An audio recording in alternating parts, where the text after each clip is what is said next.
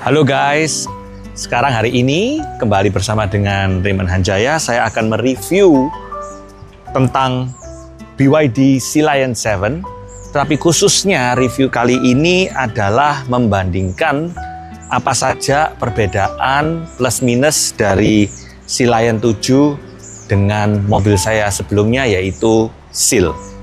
Oke, kalau kita lihat di bagian depan ini, Sea Lion 7 memang lebih besar dan lebih tinggi ya.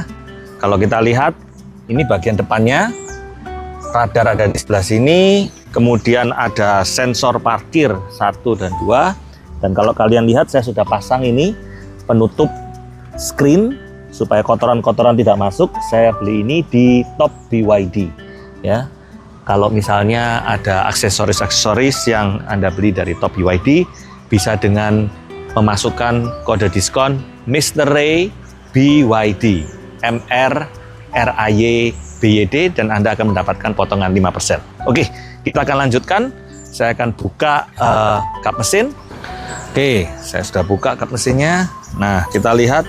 Wow, kalau kita lihat di sini, ini adalah tipe all-wheel drive, tapi ini besar sekali ya.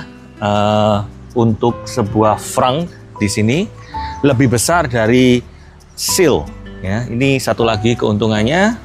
Saya akan tutup. Oke, selanjutnya kita akan melihat lampu sequence dari Sea Lion 7. Ini berbeda dengan Seal ya. Kalau kita nyalakan,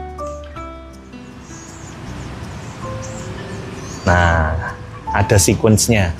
Dan kemudian ketika dimatikan,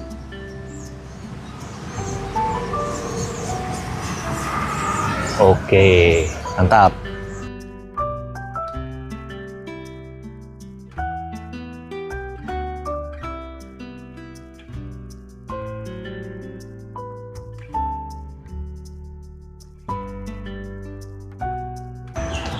Oke, sekarang kita ke samping, sama-sama ada NFC-nya. Dan kemudian ini dari pintu samping, untuk membukanya kita juga tinggal menekan tombol. Dan ini adalah bagian depan daripada Sea Lion 7. Oke, saya akan duduk sebentar. Kita akan mereview pegangannya. Sekarang bentuknya seperti ini. Dan kemudian semuanya ini sama. Pembuka kap mesin ada di sebelah sini.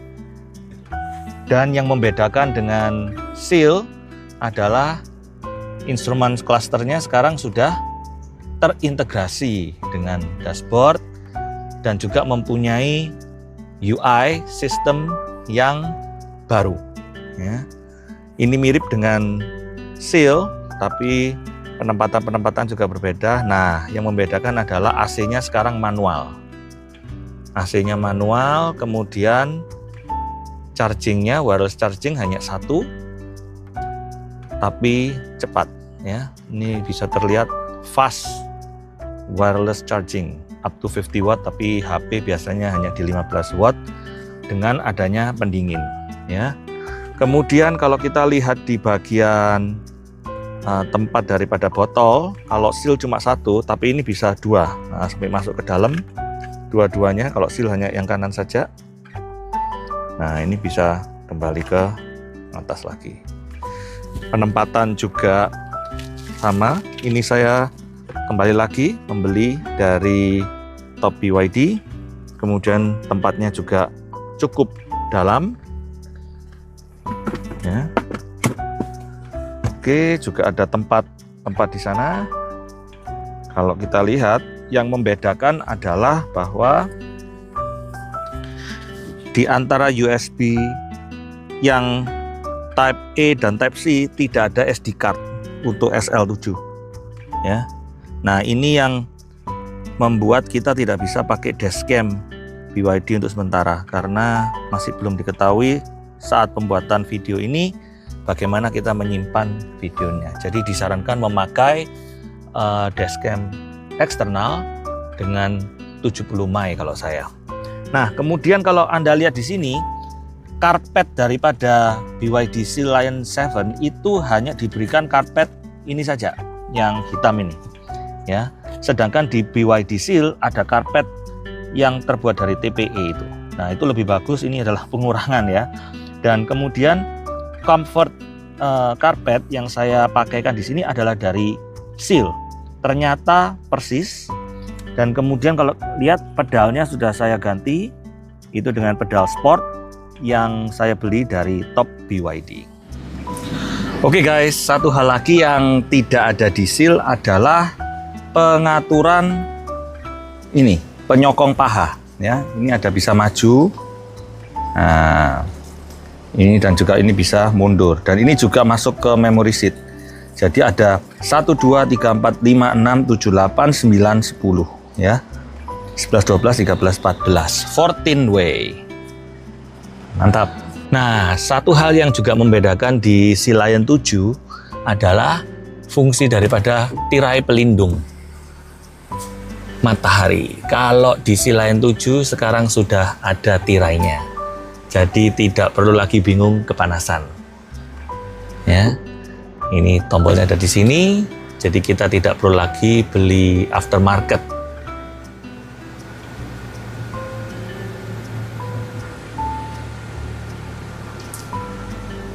Mantap. Dan rear view-nya sekarang sudah frameless, tidak ada plastik hitamnya. Jadi rupanya BYD mendengarkan apa yang kita reviewkan, sudah dilepas jadi lebih modern modelnya. Satu hal lagi sebelum saya pindah ke belakang, kalau kalian lihat ini adalah bantal yang dari Auto Project. Sebelumnya ini saya pakaikan di Seal. Ternyata dari Seal bisa dan cocok dapat dipakai di Sea Lion 7. Jadi mantap, tidak usah beli lagi. Oke, sebelum lagi saya ke belakang, saya posisikan satu. Ini adalah posisi mengemudi saya. Tinggi badan saya adalah 168, dan kita lihat seberapa besar kursi yang ada di belakang.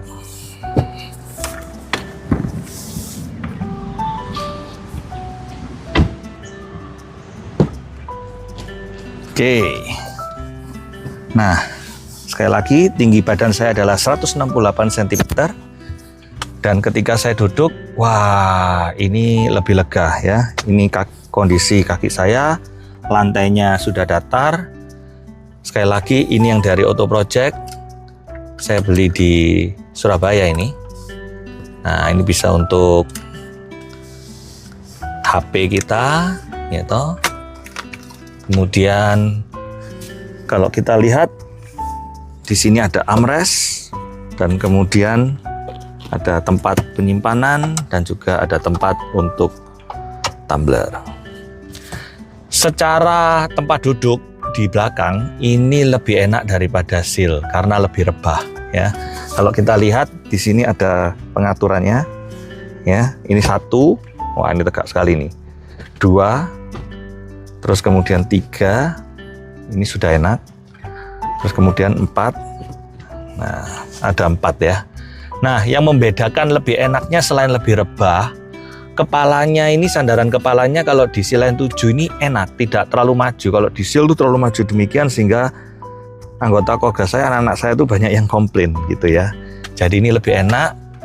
Wah, untuk saya ini masih ada banyak sekali. Ini masih ada banyak sekali ya. Ada 10 jari. Kemudian di sini ada tempat pembuangan angin. Dan kemudian ini ada lampu di sebelah sini. Semuanya saya kira lebih luas ya daripada Seal. Nah, untuk duduk di tengah tentu saja ini rata, jadi tidak masalah. Walaupun ini yang tengah lebih keras ya, tapi saya kira tidak masalah karena tidak menyentuh ya. Terus ini juga tempat daripada USB-nya.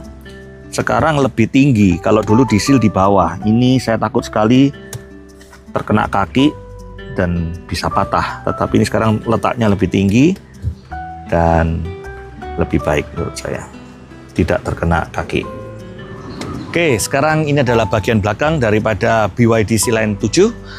Yang membedakan adalah ketika kita memegang kunci ya, dan ini tidak ada di Seal. Kita cukup dengan menendang dan bagasi sudah terbuka. Ya, begitu juga kalau mau menutup, kita tinggal tendang saja dan menutup dengan sendirinya. Dan menutupnya lebih halus daripada seal. Ya, begitu juga bantingan pintu kanan kiri juga lebih halus. Jadi karetnya tuh mungkin lebih tebal.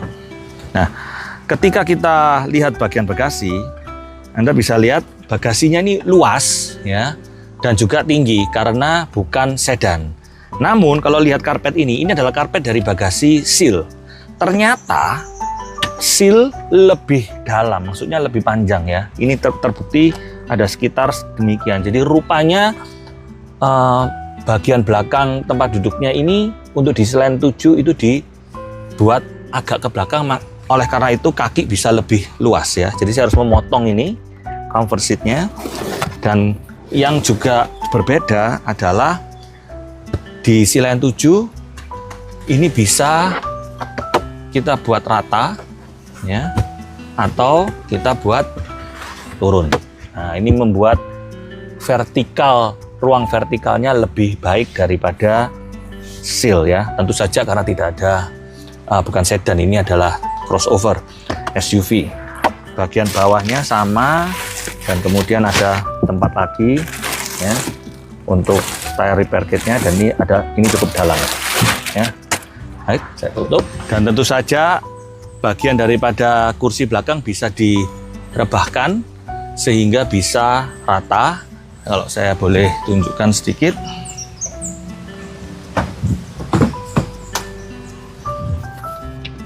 Nah, ini jelas rata 40-60 ya, 40-60 ukurannya. Oke.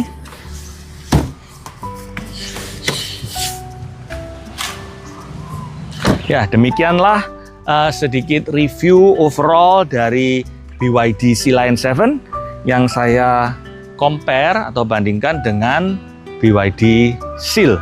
Secara overall saya lebih suka ini karena ground clearance lebih tinggi. Ini di sekitar hampir 17 cm, jadi 16,8 sekian ya, hampir 17 cm, sedangkan Seal itu di 14 cm.